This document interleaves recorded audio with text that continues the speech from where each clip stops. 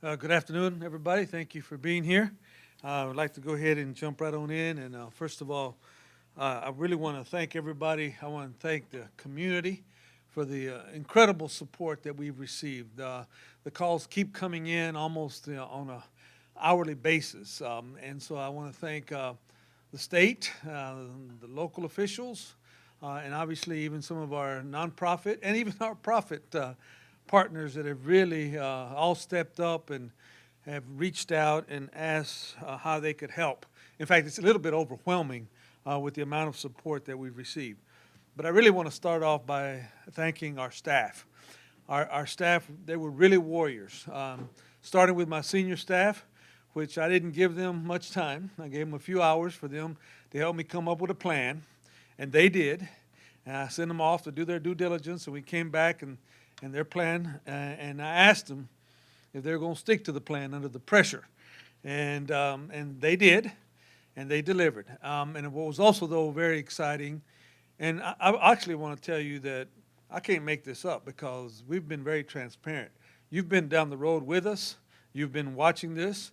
And what was really inspiring yesterday for me when I went to the sites is all the teachers that were there and how excited they were and how it was anything we can do type of attitude to make sure that we got things done. The irony is that we have one teacher who is from Burnett, whose school is in trouble, who he is in Louisville because he's being given the Queen Smith National Urban Teacher of the Year. And so he is up there and in Louisville, and I'm going to be there in the next couple of days to help this young man, an African-American male, who is now our National Teacher of the Year in urban America. And he's one of the teachers that works on a daily basis at one of our schools that is being recognized that is actually closed right now. And you know what? Actually, I feel like a proud papa. That's what it is, because I was a student here, I was a teacher here, and we put this plan together. And I acted like there was no doubt we were going to pull it off, but I had a couple of sinking spells myself. But really, when I saw it all come together, it really makes you proud in a crisis how people can pull together. And I was going to be honest, I was going to be transparent, and I was going to tell you the good, the bad, and the ugly. The bad news is I don't have a lot of bad and ugly to tell. Probably the ugliest thing I have is that we told the kids at TJ that we were going to start lunch at 10:30. We didn't start till 11.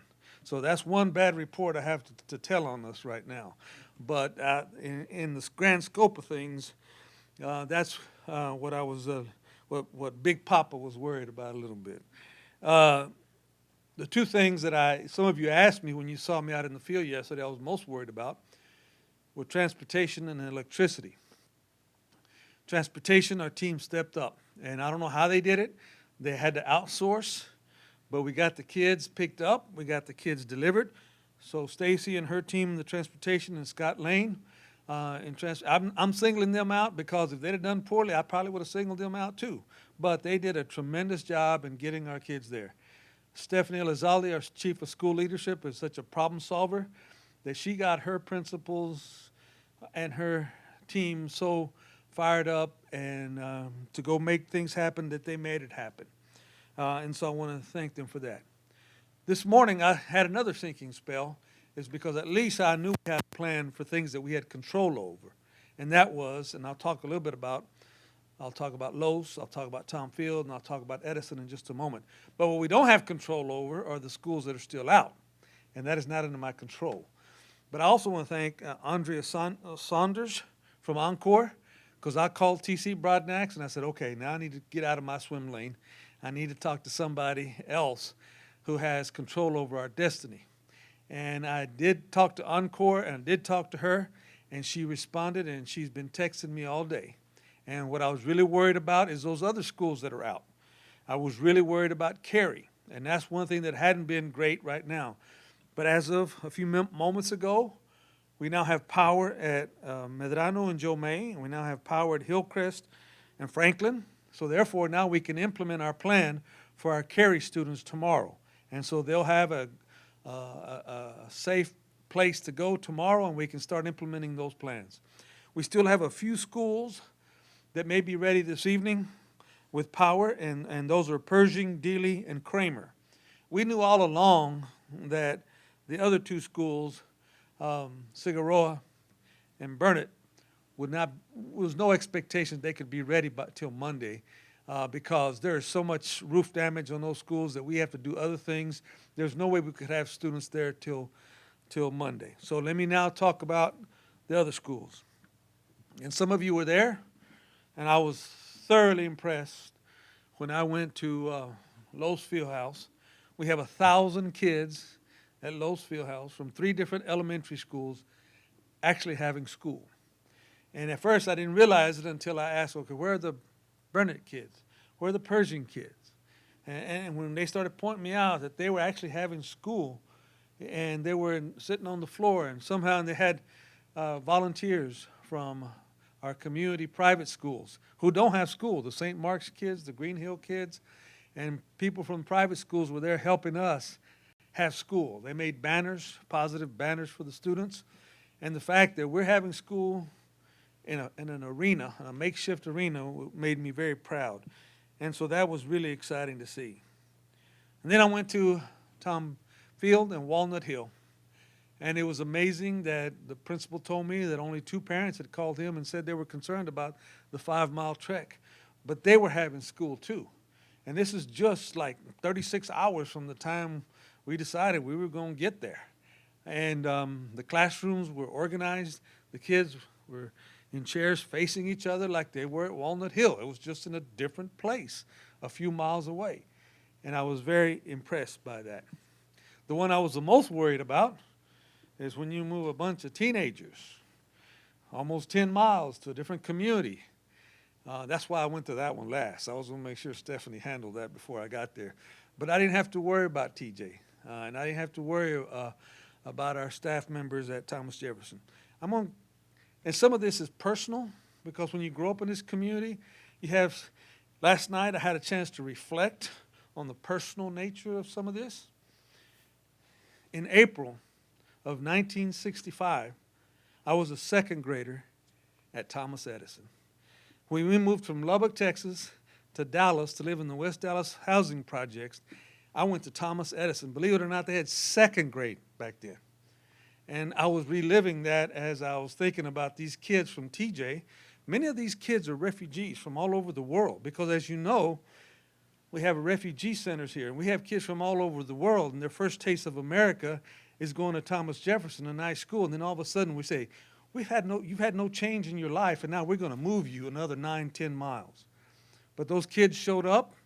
Those teachers went because they were worried, and they made connections with them. Y'all reported on that to their homes to make sure that those kids showed up.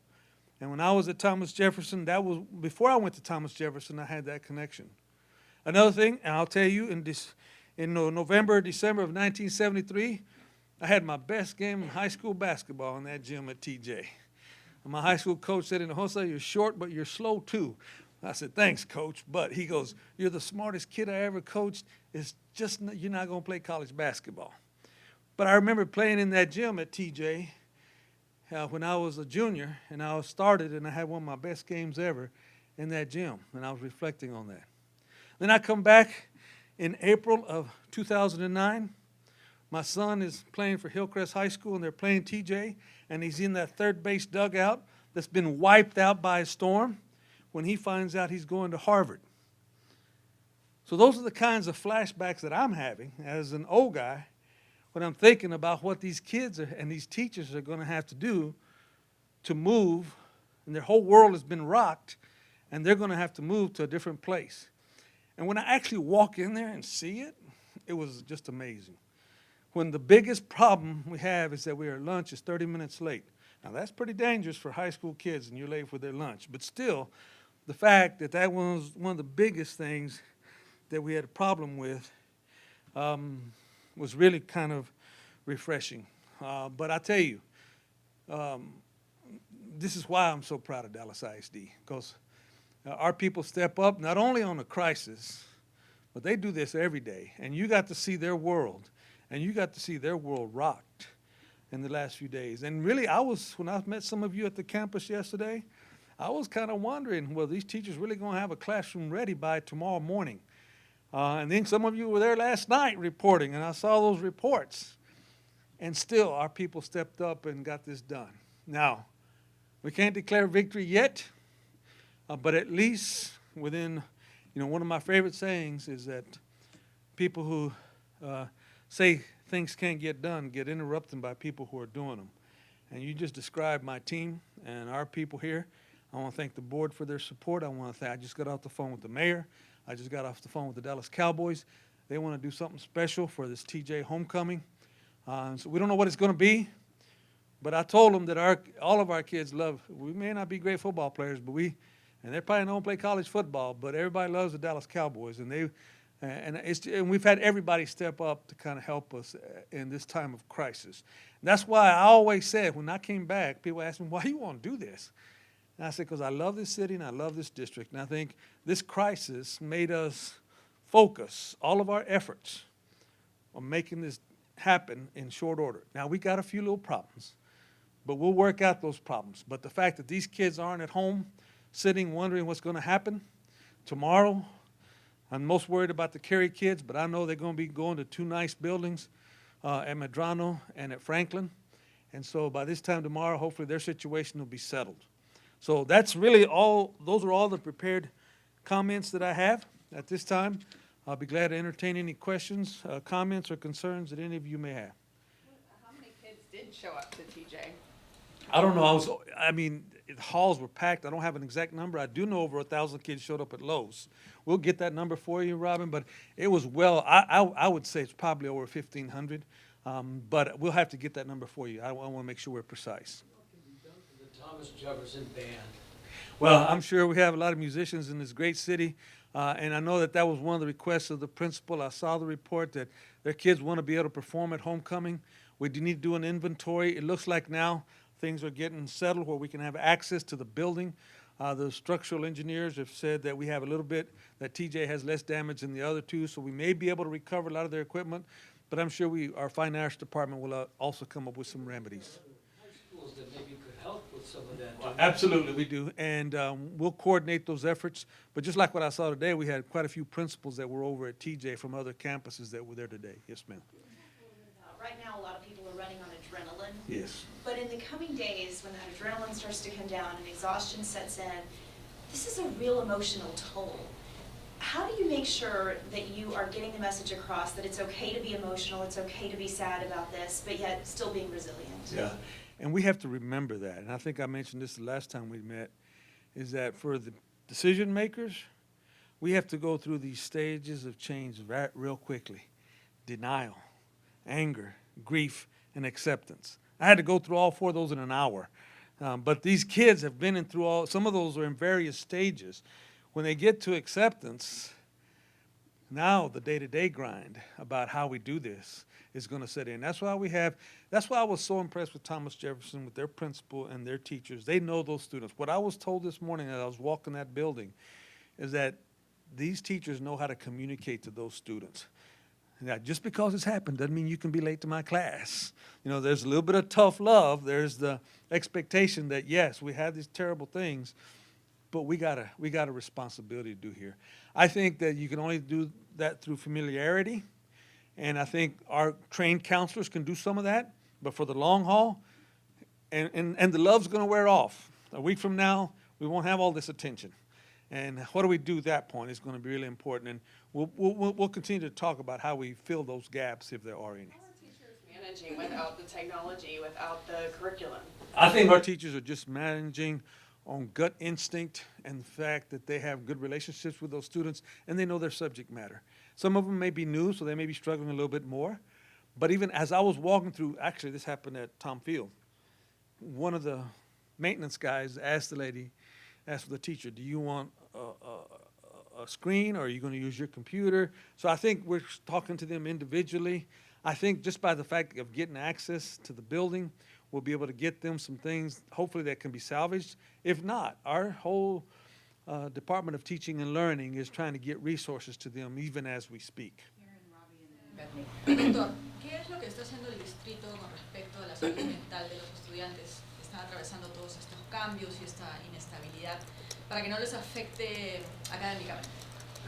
Lo que estamos haciendo, estamos trabajando con los consejeros, con los padres de familia y vamos a tener un plan para comunicar con ellos, a ver qué les podemos ofrecer, porque nosotros sabemos que en este momento ellos están muy contentos, que están con sus amigos, sus amistades y que están en las escuelas.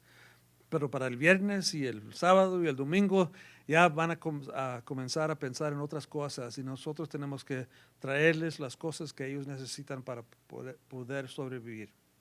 Question, who's next? Yes. Congratulations. Thank you. This really has been an amazing effort. We've seen the enthusiasm of the teachers, but I've also visited with some who are also thinking about the lost instruction time because the STAR is coming and they've been on a pretty tight schedule to get those students ready for the STAR. Have you had a moment yet to think about how you're going to make up for those lost hours? Yeah, it's pretty amazing that they're already thinking about that. That's what's amazing about having a culture of accountability and making sure that even despite all this trauma, they're worried about the achievement of the students. We do know that the state agency has provisions for these emergencies, and in fact, there was some legislation passed this year to make accommodations for natural disasters. As what the state learned about Hurricane Harvey, there was a bill that I'm not that familiar with that has been passed. How do you make special accommodations? And I worry about those teachers, but I also worry about Hillcrest, who's been out for 3 days. And I also worry about schools. And that's why I started calling Encore and figuring out, okay, this is out of my control, but what can we do? Where are we on the priority list there? Because loss of instructional time is very important.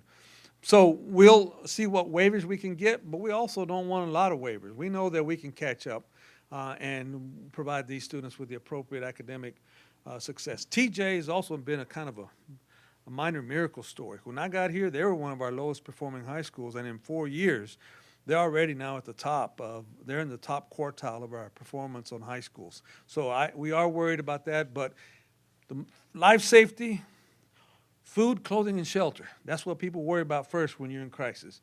Then you start worrying about the other things that are also important, but you got to get that stability first. Yes.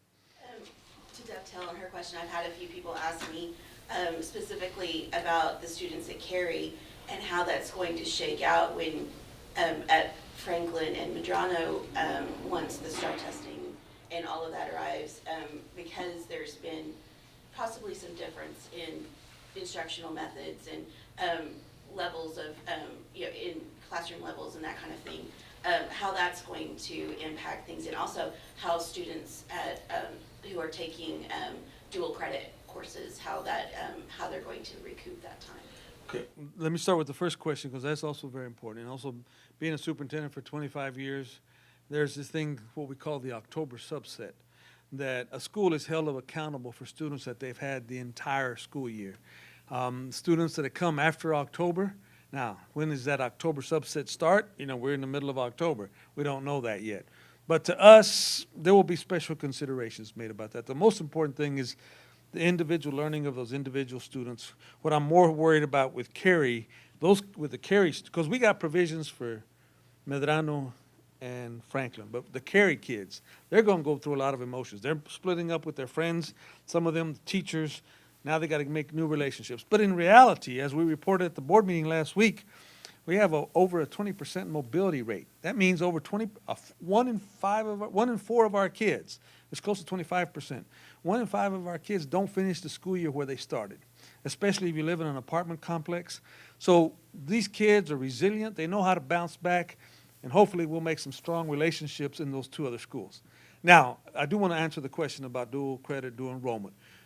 Because we have a great relationship, and one of the things we talked about early on was Brookhaven and TJ and their dual credit, and now we're worried about Hillcrest and their P-TECH kids, not just in P-TECH, but other dual credit offerings in the high school. But if we didn't have such a great relationships with higher ed in this community, I'd be more worried, but I'm sure we'll make up some time. But college professors are tough, they expect you to get the material done, but there's got to be some consideration in this crisis.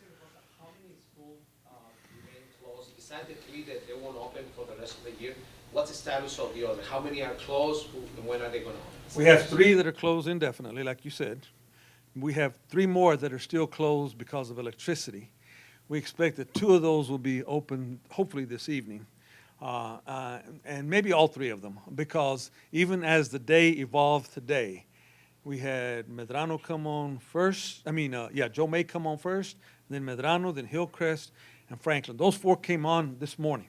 So it looks like Encore's making a lot of progress now, and we'll be able to get to the rest of them. So by tomorrow, only the 3 that won't open, it will be the only schools? Those 3, plus there's also 2 others, and that is Cigarroa and Burnett. We told Encore not to put them at the top of the priority list because we got to do other repairs there. If they could help us with these other schools first, then if they get those done in the next few days, then we'll see if we can get in those schools on Monday. But we knew we couldn't even get into those schools until Monday anyway, and that's what we asked them to put a lower priority on those. Can you talk about Lowe's? I mean, that's the most unique, innovative situation to have a school. How did you said you visited there? What was the noise level like, and how are they doing lunch there? Well, lunch, we have a provision for lunch service whenever we have power outages anyway. So we have sack lunches that are prepared other places and delivered. And so that's what they were going to be doing for lunch. And by the way, the community stepped up and bought, so our teachers wouldn't have to worry about bringing lunch. There were stacks of boxes of pizza. The community bought all the staff members' lunch, so they wouldn't have to worry about that. Actually, the instruction was very genuine. I mean, students were sitting in circles. They didn't have chairs, but they were sitting on carpets. They were with their teachers. Luckily, we have a very strong early learning specialists, or we call them, they're really instructional coaches, but these are pre-K specialists. They were also helping the teachers so the teachers could take a little of a break, and they were co-team teaching on the materials that we have. And then we had the primary kids on the floor, and then in the mid-level of the arena, you had the upper grades. But then they would get up and go to the restroom in groups, and they would go and do their specials and go outside. We're supposed to have rain tomorrow, so they may not be able to go outside tomorrow, but they could do some of those special rotations just like they do like their normal clock. It was pretty amazing to actually watch 1,000 kids in 3 parts of the arena where I played, I coached, and I refereed, actually learning. And they were actually learning how they normally learn with their teacher. Other questions? Dígame. Son 2 preguntas. ¿Estaba realmente el distrito escolar preparado para un evento como este? ¿Tenían ustedes un plan de contingencia para una crisis como esta? Y lo otro es, ¿cree usted que esta es la peor crisis del distrito en los años que usted tiene aquí? La segunda pregunta primero. Si es el más peor que hemos tenido, sea el superintendente. Tenemos un plan, sí, un plan, pero nunca tenemos un plan tan significante como este. No es, se me hace que en 1968 es cuando hubo otro ciclón que pegó la ciudad así. Nunca está preparado por algo tan grande así. Pero tenemos planes, y cambiamos los planes cuando es necesario. Es lo que hicimos en este asunto. Y nosotros tenemos empleados que conocen las escuelas con todo y sabíamos dónde ir. The question that she asked is that, are you ever really prepared for something like this? And I said, we have crisis plans. We always do. But this one was much bigger. We haven't had a tornado hit this town since the 60s. And never. I mean, there's this urban myth that tornadoes don't hit cities. But now that myth is gone, because we had it. So we had to take our normal plans and adjust them. And the fact that I have such a senior staff who have a lot of experience, we were able to make decisions. We knew the district very well, and we knew how to pivot based upon what our options were. And we're very pleasantly surprised we pulled this off. Bill, I know a lot of the teachers and the students have supplies that were bought by their own personal money that are in these classrooms that are in those 3 schools that are not being able to use.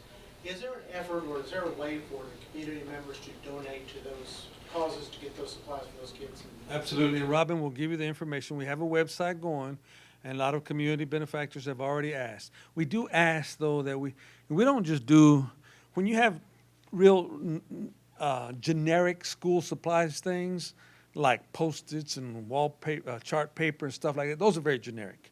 But when it's actually instructional, we actually have some tight requirements that we have on our instructional supplies. And so our teaching and learning department has to kind of approve those, because we have a managed instructional program. But there is a way where you can donate, and then we'll follow the protocols. A lot of these teachers, you saw them on your reports, spend money out of their pocket. We don't want them to do that on this. I think we're going to be able to raise enough funds where they don't have to spend money out of their pockets for their classroom materials. When do Bill? you expect as close to full student population to show up at their new schools, that they're not going back to their home school, and there isn't a full population yet? How long do you think that'll take? I think it won't take that long. What we've always discovered when we've had situations like this, usually the students, the parents are ready for the students to get back. So I think we'll be back at full tilt. I'll be surprised if it's not by Friday, but certainly by Monday. And we may lose a few kids, but I think just the fact that we had a quick response and just what I saw today, I think we'll be in good order very quickly. You've answered a lot of the questions. Was it my turn? Yes, Okay. You've answered a lot of the questions. Yesterday, transportation was the big missing piece. What else now do you need to say to your families? Well, I just want to say to the families, thank you. Thanks for trusting us, for believing in us. And in fact, I wanted to show, I think I'm trying to ask my staff to pull up that video that we did in 2007 of Dalton Sherman, Do You Believe in Me? And I think our parents have showed that they believe in us. And in that video, he talks about thanking the food service people, thanking the bus drivers. And I think now is the time that people just to go back and see that video. And that's what I want to tell the parents. Thanks for believing us. And it was a very ambitious plan, and we think most of it worked. We're still going to be discovering a few things we got to go back and take care of. But so far, I'm very pleased about that. Court? Back to Bethany's question about Cary. Is the district going to absorb those students permanently? Will those kids count for the PEAM snapshot? Will the PEAMS number be dissolved and those kids be graded in those at Medrano and in Franklin? Corbett, you must have been in some of our staff meetings. How do you know all that stuff? We have not made final decisions on it. Those are very important questions. And I've been very clear. I'm very proud of TJ's progress. I'm very, very proud of Walnut Hill's progress. They are a blue ribbon school. Cary is a D school, and we've had conversations, but that's kind of out of our hands right now because of their academic status.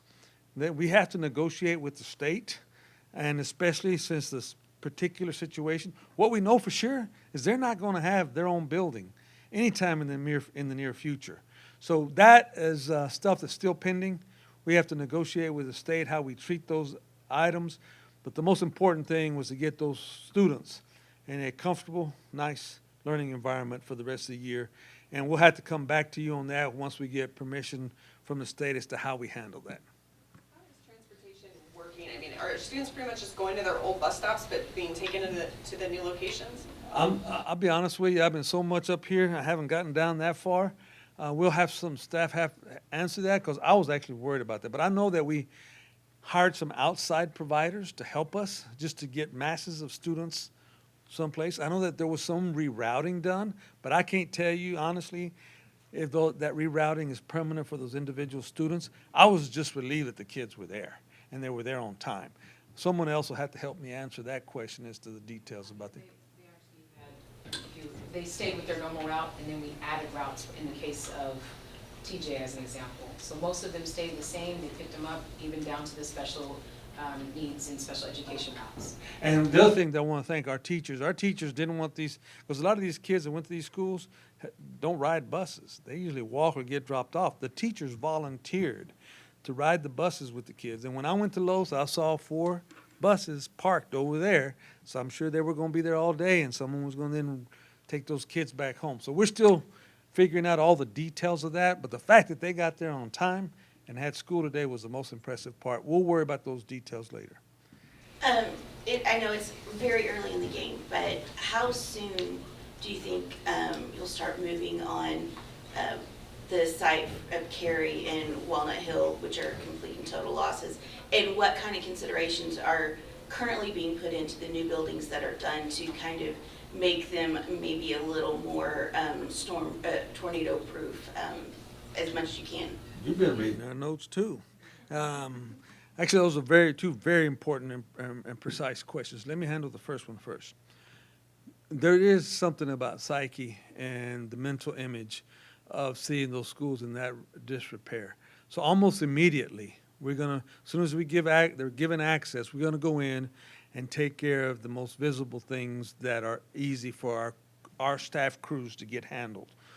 You know, just the appearance of the windows, this old broken window theory, that if you just let it sit there, then you start getting tagging and everything else. So we're gonna go in there and take care of things we can take care of immediately at both Walnut Hill and Cary. Now, some of that is very structural, so what decision we make long-term, I don't want to replace all the windows if we're going to tear the building down and have dual expense, but we're going to have to kind of have a combination of solutions there. But we are going to, my chief of operations told me we're going to start moving on those two buildings rather quickly. On the second thing, there's actually a new provision that we kind of complain about, we kind of whine about, but now it was kind of poetic justice. We now, on our new buildings, have to have a storm shelter. And it's actually driven up the costs of our new schools, but in every new school, we have to have a big facility that is secure. And it has to meet certain specifications about handling a tornado or things like that. So if you notice, in a lot of our buildings that we're remodeling or our new buildings, they have a big space, whether it's a big cafetorium, auditorium, gym, and it has to meet city specifications for storm shelter requirements. And so going forward, you'll see that in almost every new building that we have. And that's, you know, that's something that we have to follow. We've been complaining about it because it adds to the expense, but this shows why. Especially even in urban areas, you have to have that precaution. Last question, please, if anyone has one. Okay, well, thank you very much. Appreciate your support. And, you know, we took a chance on being an open book, but that's because we took a chance because we had confidence in our people and our plan. And so thank you very much for helping out during the situation. Thank you. You must have a lot of things to do. Yeah, I appreciate it. Yeah, thank you.